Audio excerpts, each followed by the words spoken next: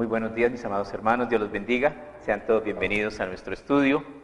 Llegamos hoy a un salmo muy hermoso, el Salmo 139, un salmo que exalta la complejidad de la vida, el universo, cosas maravillosas que realmente exceden a nuestro cerebro. Y no es extraño, no podemos pretender entender a un Dios infinito dentro de un cerebro finito. Lo podemos conocer, pero no podemos comprender la inmensidad y lo inescrutable que es nuestro Dios. Y este es un salmo preciosísimo porque Dios no debate acerca de su verdad, solo nos habla acerca de su verdad. No es para discutir. Dios es inmutable, Dios no cambia. Algún día el hombre llegará a entender que definitivamente Dios siempre tiene la razón. Entonces vamos a orar para iniciar nuestro estudio. Maravilloso Padre, Dios Todopoderoso, delante de ti venimos, Padre Celestial, para pedirte a ti, precioso Dios, que envíes tu Espíritu Santo, ese maravilloso Maestro, ese Consolador precioso que nos enseña, que nos guía, Señor, que como una nodriza nos muestra qué es lo que debemos hacer para agradar a Dios. Ayúdanos a tener, Señor, disposición para aprender, Señor. Te pedimos a ti, precioso Padre, conforme dice tu palabra, que si alguno tiene falta de sabiduría, que la pida a Dios y que Dios la dará abundantemente, Señor. Danos sabiduría, danos entendimiento, ayúdanos a comprender cosas maravillosas. Y lo que a veces en nuestra mente, Señor, se nos dificulta entender, permite que con nuestra fe, Señor, podamos ver aquellas cosas, Señor, que aún no son visibles, Señor. Gracias te damos por todo, Padre Celestial, en tus manos colocamos, Señor, toda necesidad. Oramos por nuestros hermanos enfermos, Padre amado, pedimos, amado Dios, porque tú eres nuestro hacedor y nuestro sanador. Que en el nombre de tu Hijo, nuestro Señor Jesucristo, tú obres prodigios y milagros, Señor. Sánanos y bendícenos, Padre nuestro. Llena nuestra vida, Señor, de esa viva y ferviente esperanza de la salvación y de la vida eterna, Señor. De saber, Señor, que muchos son los llamados y los escogidos son pocos. De saber que los que quieran entrar al reino de Dios debemos esforzarnos y debemos ser valientes. Tu palabra nos aclara y nos da advertencias diciéndonos, el reino de los cielos sufre violencia y solo los violentos lo arrebatan. El reino de los cielos es una lucha y solo los más dedicados, consagrados y valientes lo conquistan. Permite, Padre Celestial, que nosotros, Señor, seamos de esos que se esfuerzan cada día, Señor, por alcanzar esa meta maravillosa, sabiendo que en todo tú nos ayudas, sabiendo que nos has dado, Señor, tu Espíritu, para que nos ayude, para que nos lleve, para que nos guíe, Señor, en el camino de tu voluntad. En tus manos, amado Dios, queremos descansar, queremos colocar toda nuestra vida, Señor, delante de ti. Guíanos en la senda de la vida, Señor, guíanos en el camino de tus mandamientos y bendícenos. Te lo rogamos en el nombre de Cristo Jesús, nuestro amado Salvador. Amén. Sean todos bienvenidos, mis amados hermanos, podemos sentarnos.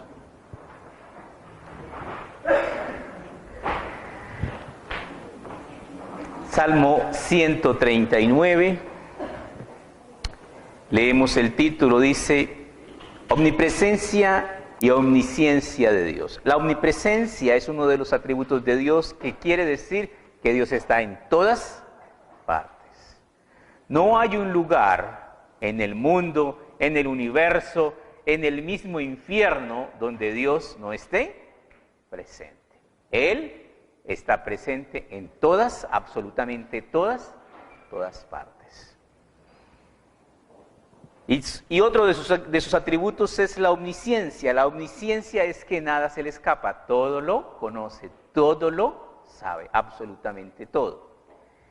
El epílogo del Salmo nos dice al músico principal, Salmo de David, nos dice que es un salmo escrito por David y es un salmo maravilloso. Empezamos nuestro estudio, versículos del 1 al 3, dice así, oh Jehová, tú me has examinado y conocido. Tú has conocido mi sentarme y mi levantarme. Has entendido desde lejos mis pensamientos. Has escudriñado mi andar y mi reposo, y todos mis caminos te son conocidos.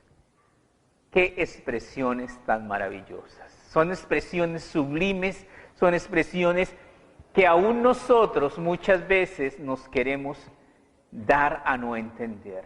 O sea, Dios ama de una manera tan particular a la humanidad, al género humano, a todos los humanos, que nos tiene el ojo puesto y no nos pierde, ¿qué?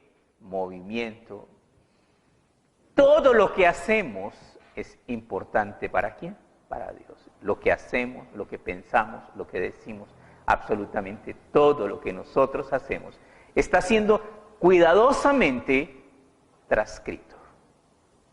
Dios está escribiendo un libro, el libro de tu vida, y de acuerdo a lo que tú dictes, se dictará sentencia sobre ti. Entonces aquí lo que nos dice es algo maravilloso. Dios nos escudriña. Dios es un Dios que escudriña. Libro de Jeremías 17, versículo 9. Jeremías 17, 9. Nos dice en Jeremías 17, 9.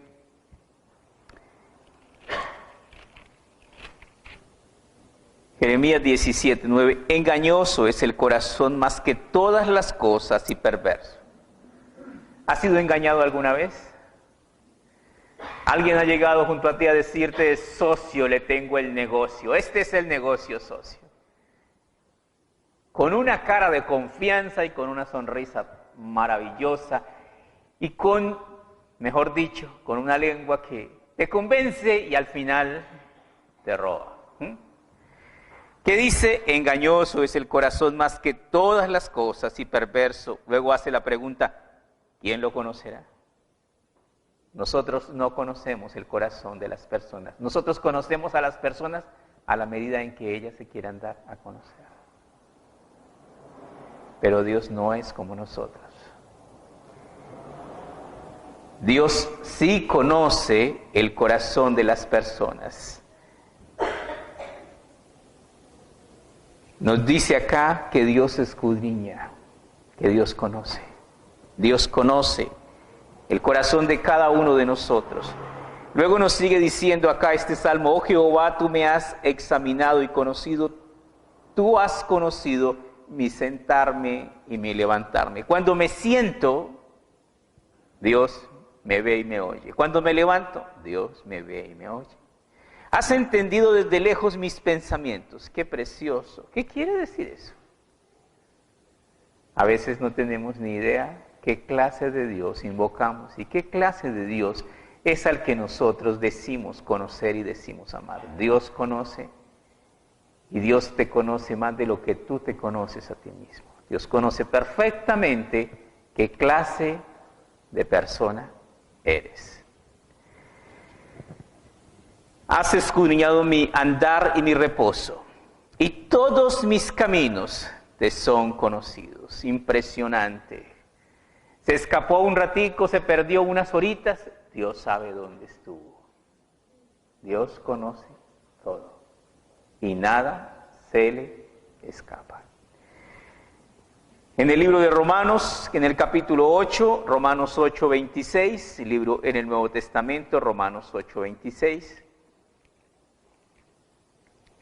En Romanos 8 nos habla acerca del Espíritu, dice Romanos 8:26.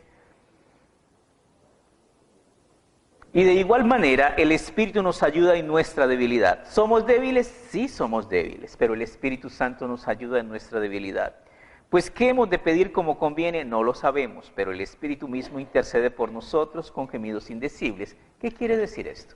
Cuando nosotros buscamos a Dios, tenemos un ayudador, el Espíritu Santo. Y el Espíritu Santo viene a favor de nosotros. Y Él ora por nosotros, y Él intercede por nosotros. Y Él le pide a Dios en una oración espiritual completamente correcta que Dios nos ayude y que nosotros tengamos la firmeza y la solidez de seguir caminando el camino de la vida con fe salvadora. Y luego sí viene lo que toca esta parte. Versículo 27. Mas el que escudriña los corazones sabe cuál es la intención del Espíritu. ¿Quién escudriña el corazón? Dios. Dios escudriña el corazón. Nos podemos engañar a nosotros mismos. Podemos engañar a otras personas. Pero nunca podremos engañar ¿a quién? A Dios. Nunca.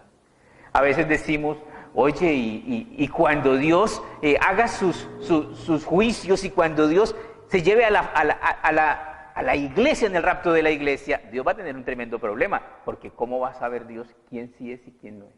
No tiene ningún problema. De antemano, lo sabe perfectamente quién es y quién no es. El que va a tener problemas no es Dios, el que va a tener problemas es el que piensa que es, pero no era. Y ese, desafortunadamente, somos nosotros. Mas el que escudriña los corazones sabe cuál es la intención del Espíritu, porque conforme a la voluntad de Dios intercede por los santos. Dios conoce nuestros pensamientos, Dios conoce lo que hay en cada uno de nosotros, y mejor es que no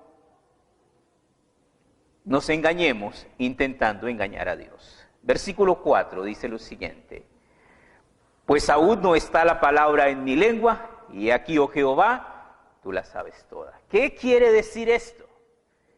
¿Cómo es el conocimiento previo de Dios de todas las cosas? Pues la verdad es que es un problema, muchas personas no lo entienden y es difícil de entender. ¿Cómo es eso que Dios conoce quiénes se van a salvar y quiénes no, antes de que nosotros tomemos decisiones? Uno de los casos más curiosos es que había 2 gemelos en el vientre de su mamá, Esaú y Jacob. Y ella estaba terrible porque ese dolor de estómago era impresionante, porque esos dos chinitos estaban allí agarrados peleando. Y entonces oraron a Dios y el Señor Dios le dijo: 2 naciones hay en tu seno y 2 pueblos serán separados desde tus entrañas. El uno será más fuerte y el mayor servirá al menor. Y ni siquiera habían nacido y Dios dijo de ellos: a Jacob amé y a Esaú aborrecí. ¿Y por qué, si no habían nacido ni habían hecho ninguna obra, ni buena ni mala, por qué dijo Dios eso? Porque Dios conoce todo. Dios ya sabía cómo iban a perfilar cada uno sus vidas. El uno buscando y un cazador de bendiciones, y el otro un carnal, completamente apartado y despreciando totalmente las cosas de Dios. Dios conoce todas las cosas. Pues aún no está la palabra en mi lengua, y he aquí, Jehová, tú la sabes toda. En el Salmo 19, versículo 12 al versículo 14, un poquito atrás, Salmo 19, versículo 12 al 14, Salmo 19, 12. Dice el Salmo 19, ¿quién podrá entender sus propios errores? Líbrame de los que me son ocultos. ¿Sabes que es una gran dificultad entender sus propios errores?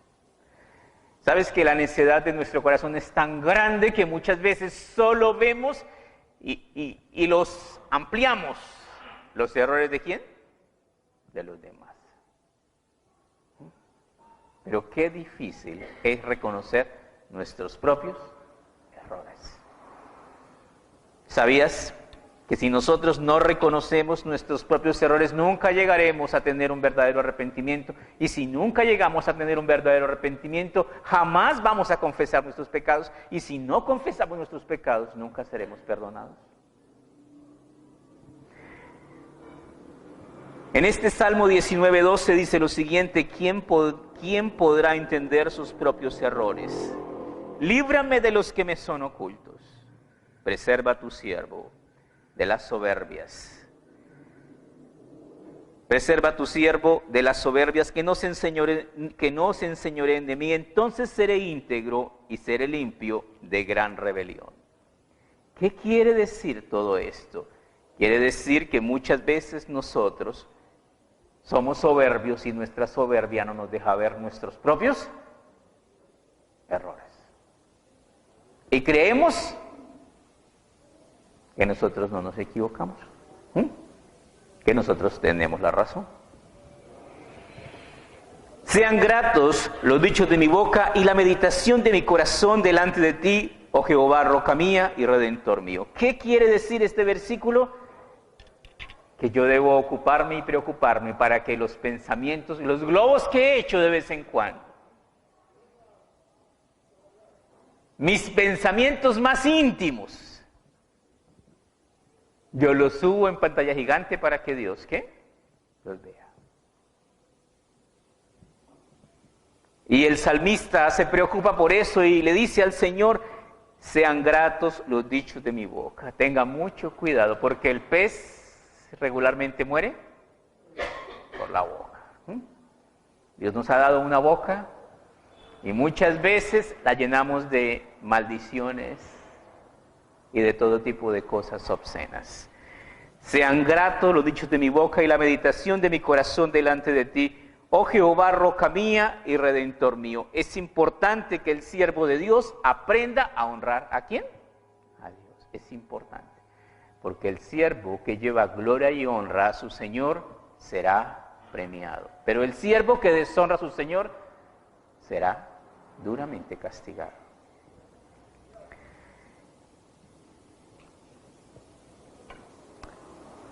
Libro de Colosenses, capítulo 4, versículos 5 y 6. En el libro de Colosenses, capítulo 4, versículos 5 y 6, nos da una advertencia acerca de nuestro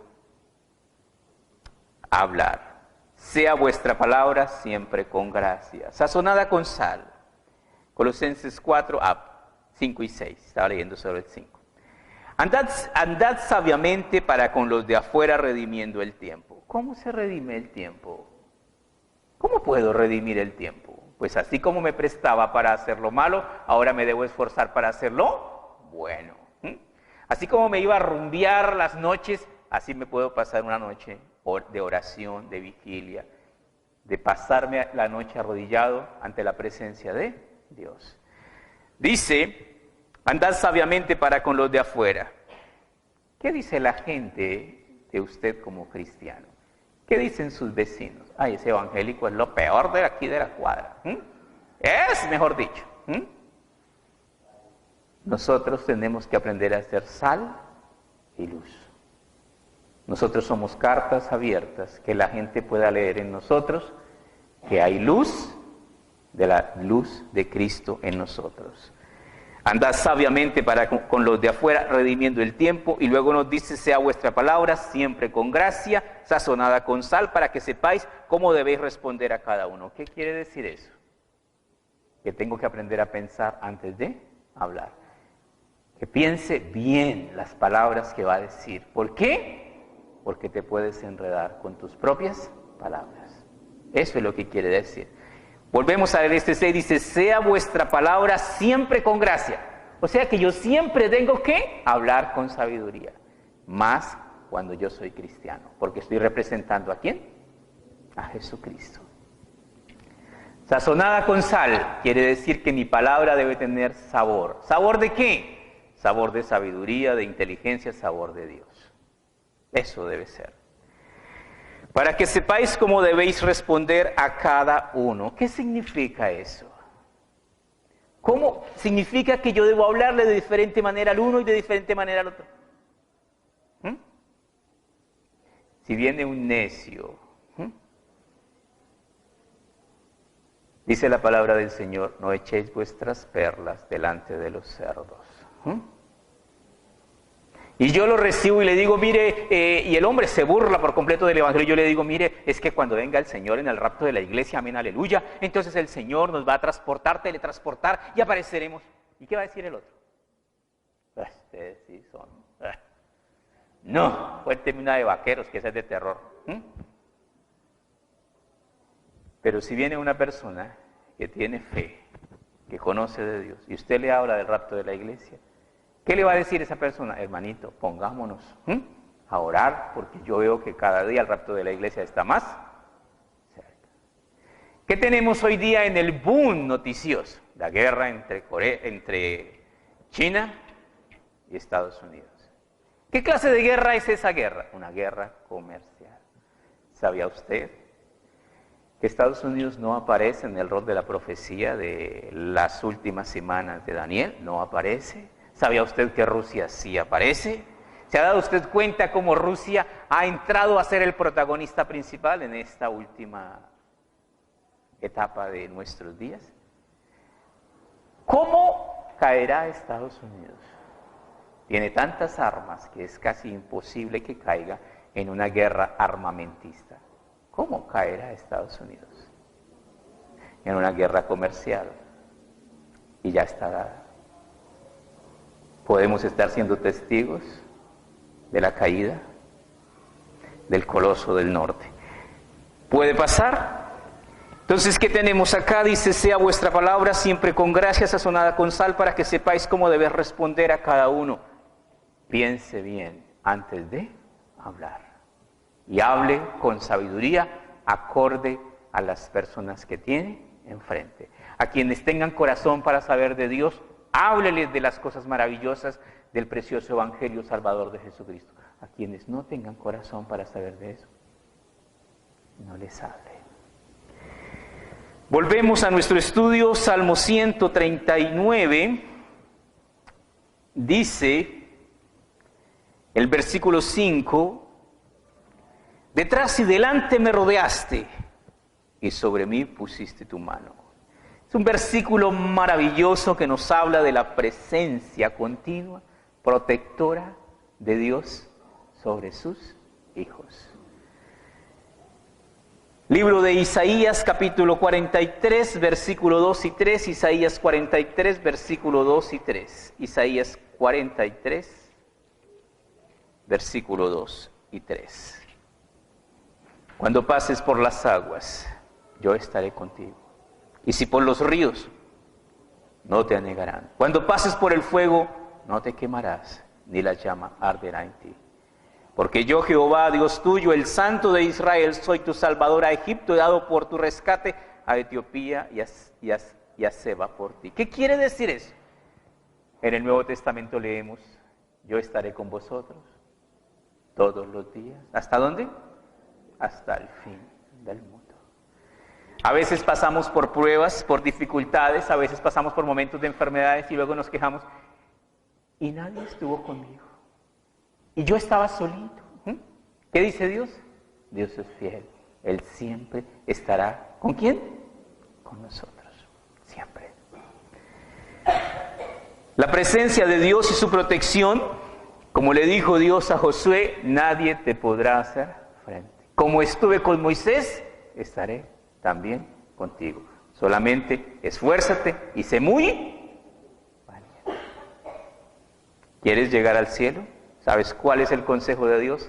Mira que te mando, ¿que qué? Que te esfuerces, ¿y qué más? Y seas valiente. ¿Cuántas veces como cristianos queremos tirar la toalla? Ay, no, esta vaina, esto es tan difícil. Pues ¿no que es para arriba? Jesucristo no dijo, no, venga que esto es fácil. No, Señor. Jesucristo nos dijo, esforzaos a entrar por la puerta angosta. El reino de los cielos es para los valientes y esforzados. Y tenemos que perseverar, permanecer, firmes. El Espíritu Santo nos va a ayudar. Pero si en algún momento tú quieres desertar, Dios te dejará que desertes. Dios te ama, pero no te retendrá contra tu voluntad. Pero si tú quieres, esfuérzate y sé valiente, y el Señor te ayudará para que entres y seas parte de los elegidos, de los escogidos, de los hijos de Dios.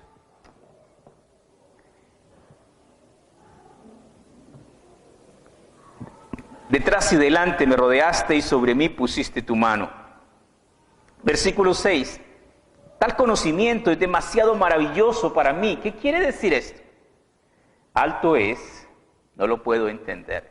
Existen muchas cosas en la inmensidad del vasto conocimiento de Dios que no vamos a entender. ¿Cómo qué? Como que Dios está alrededor de mí todo el tiempo, 24 de las 24 horas del día. Aun cuando duermo, ¿Dios está conmigo? Aun cuando duermo, Dios está ahí conmigo. ¿A dónde huiré de tu espíritu? Existen personas que quieren encontrar un lugar en donde se puedan refugiar, en donde se puedan esconder de Dios. ¿A dónde huiré de tu presencia? Si subiere a los cielos, allí estás tú. Si en el Seol hiciere mi estrado, he aquí, allí tú estás. Si tomare las alas del alba y habitare en el extremo del mar, aún allí me guiará tu mano y me asirá tu diestra. Si dijere ciertamente las tinieblas me cubrirán, Aún la noche resplandecerá alrededor de mí, aún las tinieblas no encubren de ti, y la noche resplandece como el día. Lo mismo te son las tinieblas que la luz. ¿Qué quiere decir eso? Un Dios omnipresente. ¿Está entonces? ¿En dónde está? En todas partes, absolutamente en todas. No hay ningún lugar, no hay ninguna piedra, no hay ningún sitio en donde Dios no se encuentre. Es imposible huir ¿de quién? De Dios. No huyas, abrázalo, inúndate de Él, de su presencia y de su gracia. Es curioso, dicen que el universo aproximadamente es supremamente grande, 150.000 millones de años luz, dicen que es así de grande. 5.500 galaxias. El 26% del universo es materia oscura, que no emite ningún tipo de radiación electromagnética como la luz.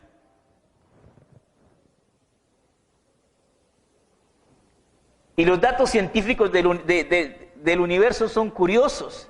Dice que el universo está continuamente se está expandiendo y se está enfriando, que llegará el momento en el cual el universo quedará congelado. ¿Dice la Biblia algo de eso? No, dice todo lo contrario. Dice que el universo sí es grande. De hecho, dice que hay 3 cielos. El primer cielo es la atmósfera, el cielo de las aves. El segundo cielo es el espacio exterior, todo el universo.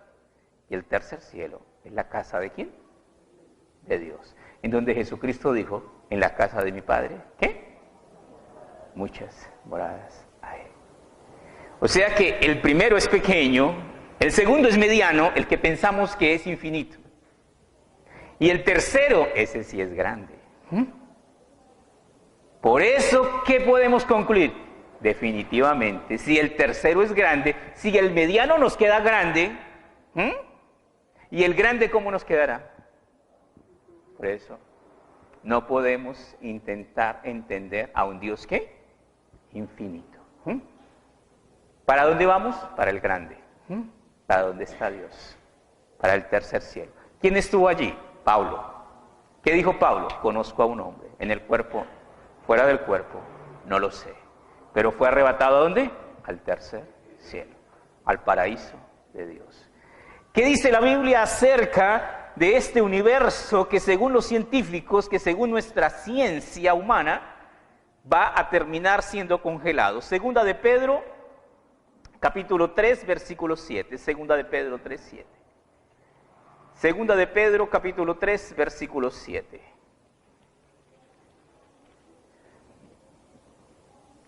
Pero los cielos y la tierra que existen ahora están reservados por la misma palabra, guardados, ¿para qué? Para el frío, para el fuego, en el día del juicio y de la perdición de los hombres impíos. ¿Qué quiere decir esta parte? Quiere decir que será destruido ¿con qué? Con fuego. Hay muchas personas que desconocen la Biblia y están construyendo búnkers y que tienen hasta arcas, porque de pronto va a ser otra vez destruido con agua. No será con agua otra vez. El arco iris es la promesa de Dios de que dijo que no volvería a destruir la tierra. ¿Con qué? Con agua. Pero ahí se guardó, no dijo nada más. Y nos avisó acá que la próxima no será con agua, ¿será con qué? Con fuego. Nos sigue diciendo acá, mas, oh amados, no ignoréis esto, que para con el Señor un día es como 1000 años y 1000 años como un día. El Señor no retarda su promesa, según algunos la tienen por tardanza, sino que es paciente para con nosotros, no queriendo que ninguno perezca, sino que todos procedan al arrepentimiento. Pero el día del Señor vendrá como ladrón en la noche. ¿Cómo viene el ladrón? Sin avisar, de sorpresa. En el cual los cielos pasarán con grande estruendo y los elementos, esta palabra elemento en el original traduce átomo, ardiendo serán deshechos. Quiere decir que el átomo prenderá candela. ¿Sabe qué es la bomba atómica? la desintegración del átomo. Que no se sabe por qué el átomo se mantiene junto, pero la Biblia nos dice por qué, por el poder de la orden de la palabra de Dios. Por eso se mantiene junto. Pero así como se mantiene junto, un día el Señor le dará al átomo la orden de que se disuelva. Y entonces habrá una explosión atómica en cadena a nivel de todo el universo. ¿Y qué va a quedar? Nada. No va a quedar nada. Esto es lo que nos adelanta la Escritura y nos dice acá: y los elementos ardiendo serán deshechos, y la tierra y las obras que en ella hay serán quemadas. Por eso muchas veces la ciencia no siempre tiene la razón. Dios sí. Dios creó este universo, y en la presciencia de Dios, en su omnisciencia, Dios sabe cómo lo hizo y cómo va a concluir. Volvemos a nuestro Salmo 139. Dice el versículo 13, ahora, después de llevarnos a un viaje estelar por el universo, nos trae a algo muy personal. ¿Con qué? Con la fecundación, con la vida humana. Dice, porque tú formaste mis entrañas, tú me hiciste en el vientre de mi madre. ¡Qué versículo tan maravilloso! No, pero pastores, que somos producto de la evolución, y la evolución dice que somos productos de accidentes evolutivos, de casualidades, y a través de las casualidades nosotros somos. ¿Usted sabe por qué nunca han encontrado el eslabón perdido? Porque nunca se perdió. Han encontrado fósiles antiquísimos y a la par esqueletos humanos completamente humanos. ¿Qué quiere decir eso? Dios hizo al hombre tal y como hoy está. El hombre siempre ha sido inteligente. Si tú lees el libro de Génesis, Caín se casó con su hermana y de una vez Tubal-Caín, de los hijos de Caín, empezó a fundir el hierro y el bronce. Y empezó de una vez la era de los metales. ¿Cómo es eso posible? ¿No era neandertal? No era neandertal, era inteligente. El hierro y el cobre se fundían para sacar el bronce. Y después los hijos de Caín fueron artífices de instrumentos musicales y empezaron a... ¿Por qué? Porque el hombre siempre ha sido inteligente. Siempre ha sido inteligente.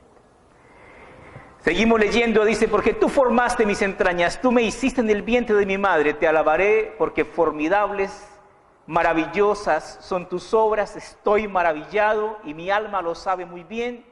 No fue encubierto de ti mi cuerpo, bien que en oculto fue formado y entretejido en lo profundo de la tierra. ¿Qué quiere decir estos versículos? Verso 16. Mi embrión vieron tus ojos y en tu libro estaban escritas todas aquellas cosas que fueron luego formadas sin faltar ninguna. ¿Qué quiere decir esto? La información genética. La forma tan maravillosa como se desarrolla en el vientre de su madre, ¿qué? Un feto. A veces nosotros tendemos a tomar palabras que se han hecho de uso hasta grosero. Feto. ¿Qué dice ahí? Mi embrión, vieron tus ojos. Quiere decir que cuando hay fertilización entre espermatozoide y óvulo, para Dios ya es ¿qué? Una vida. Es un ser.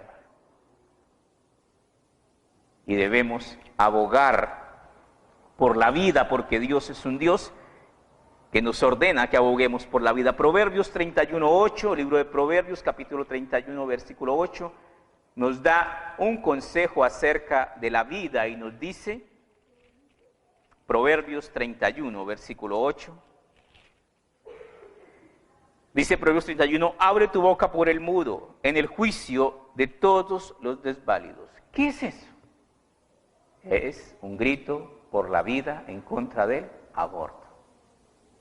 Porque el feto, el embrión, no se puede defender. ¿Y qué debemos decir? Hay que defender la vida. Libro de Jeremías, capítulo 1, versículo 5, Jeremías 1:5. Tal conocimiento, dice David el salmista acá, es demasiado para mí. Y sí, realmente sí. Jeremías, capítulo 1, versículo 5.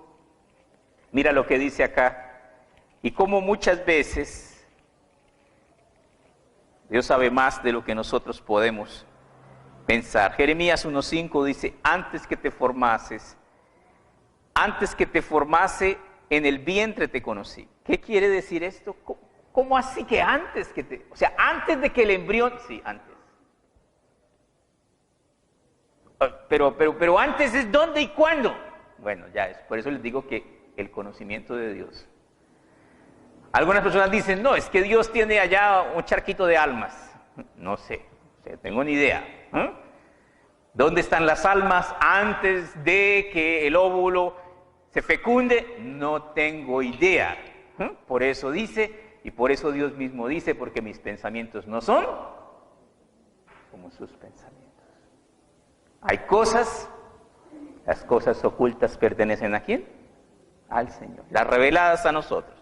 Antes que te formase, en el vientre te conocí. Antes que nacieses, te santifiqué y te di por profeta a las naciones. El conocimiento previo de Dios llega a medidas para nosotros inimaginables.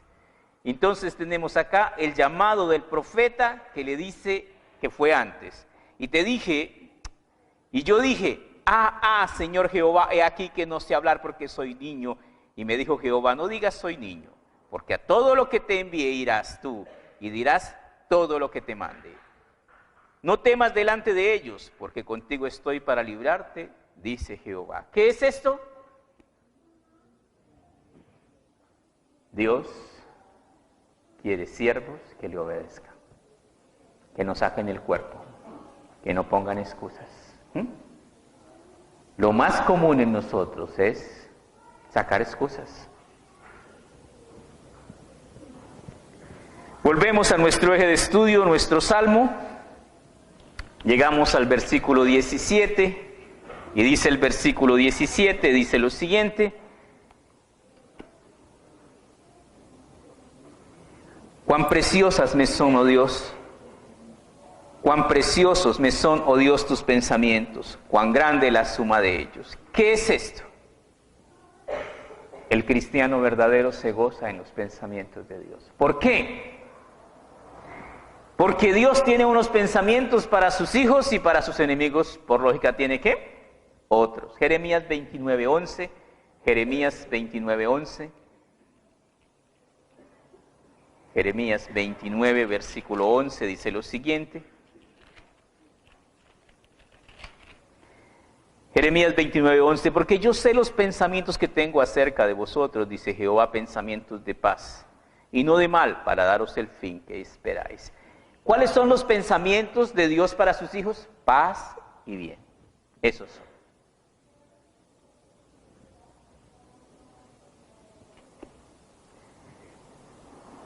Versículo 18, Salmo 139 dice, si los enumero, se multiplican más que la arena. Despierto y aún estoy contigo. ¿Qué es eso? La presencia maravillosa y fiel de Dios alrededor de sus hijos, de día y de noche, todo el tiempo. Dios está con nosotros. De cierto, oh Dios, harás morir al impío. Llegamos a una parte muy curiosa. Esta parte va a sacar chispas en el pensamiento y en el corazón de muchos de nosotros. Pero recuerda una cosa antes de que la leamos. Dios no nos dio su palabra para discutir sobre ella.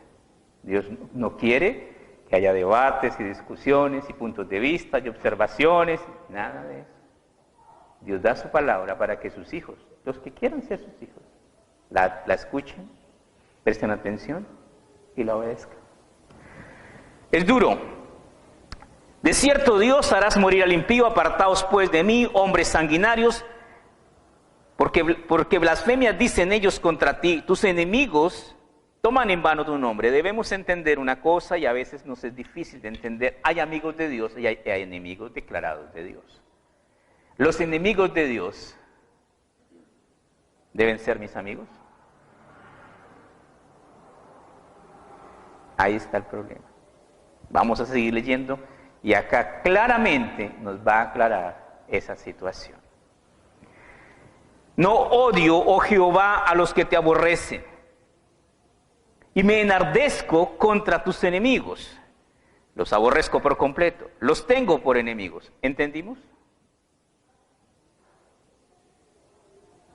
¿Qué quiere decir esto? David, ¿hace cuántos años? Sin escuelas teológicas, sin toda la ayuda de internet que nos da referencias entrecruzadas de la Biblia, textos en cadena. ¿Qué entendió David?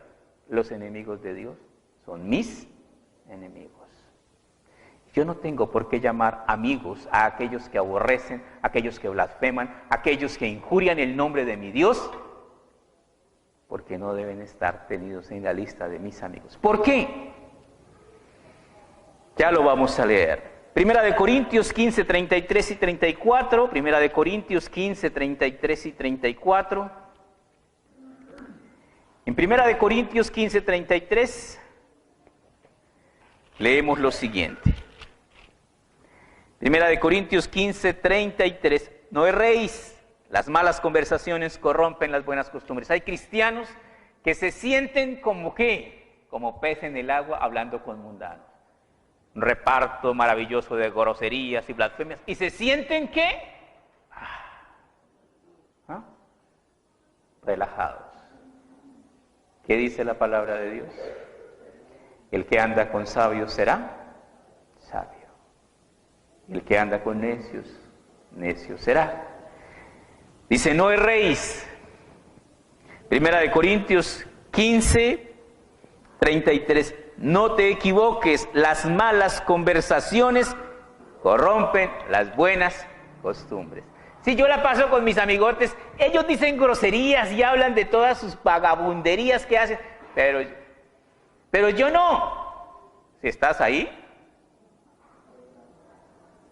ya estás por fuera. ¿Por qué? Porque Dios quiere personas de decisiones consagradas, fieles y leales. Y el que no quiere estar, Dios no lo obligará a estar. Entonces, ¿qué sigue diciendo acá? Versículo 34.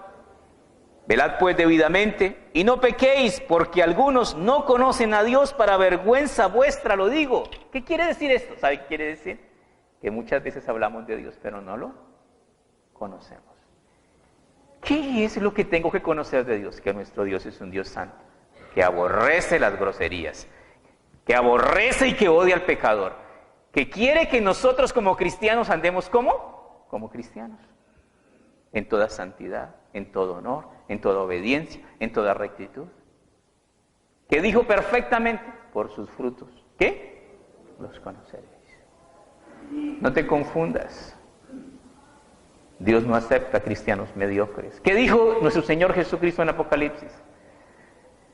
Preferiría que fueses frío, pero por cuanto eres tibio y no frío ni caliente, ¿qué dice? Te vomitaré de mi boca. Y en esa tibieza espiritual muchos cristianos permanecen hasta hoy. Dios quiere que tomemos decisiones de fondo, decisiones radicales con nuestra vida, que aprendamos a entregarle a nuestro Dios totalmente, incondicionalmente, nuestro corazón y nuestra vida, y servirle con amor y rectitud. Entonces mira cómo nos enseñan cosas y cómo está todo esto escrito hace tantos años. Dice nuevamente acá, dice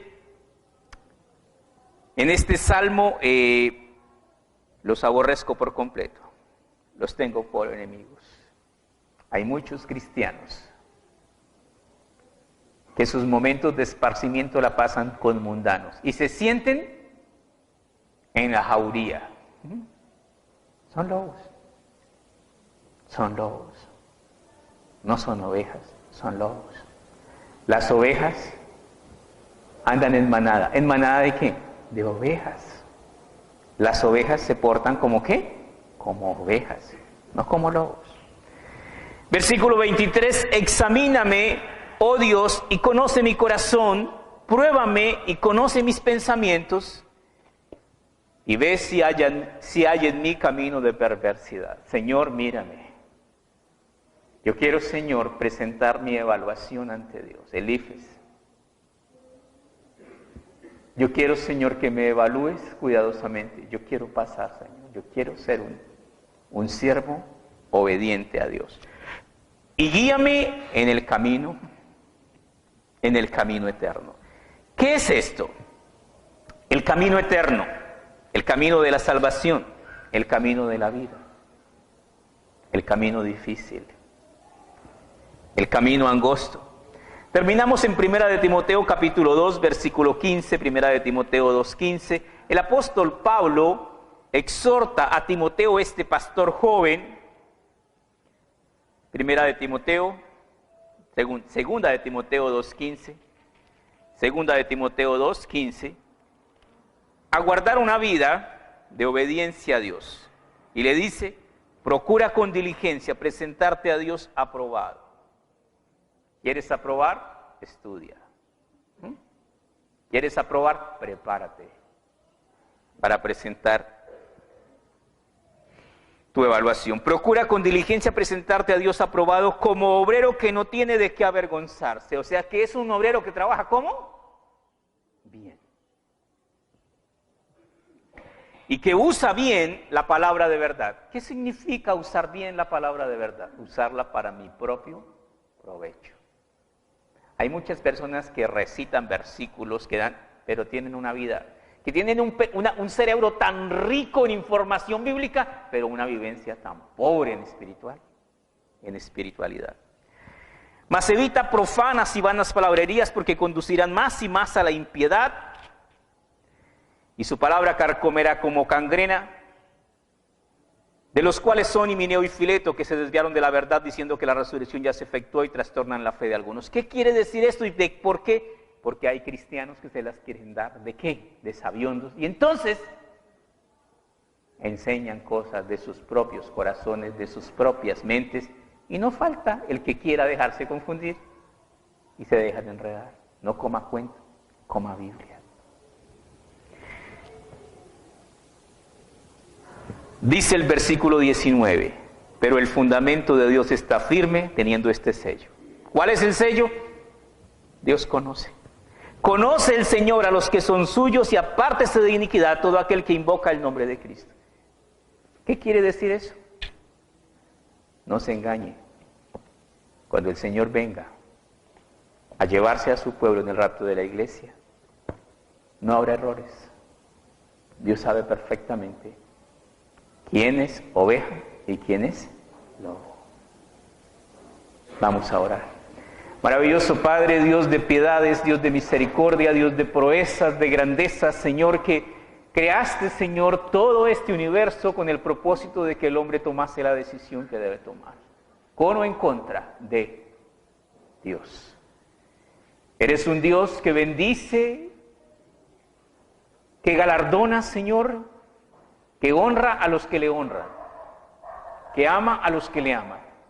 Te pedimos, precioso Dios, que nos ayudes a entender que muchas veces nuestra tibieza espiritual nos está dejando por fuera del reino de los cielos.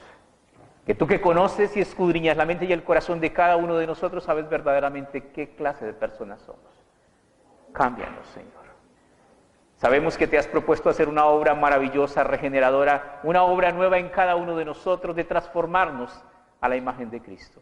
Que tu Espíritu Santo, que es Dios Todopoderoso, se ha propuesto cambiar nuestra mente y nuestro corazón, Señor, y llevarnos a una vida espiritual, a una vida de obediencia, a una vida de rectitud, a una vida, Señor, que lleve gloria y honra a tu precioso nombre. Ayúdanos, amado Dios.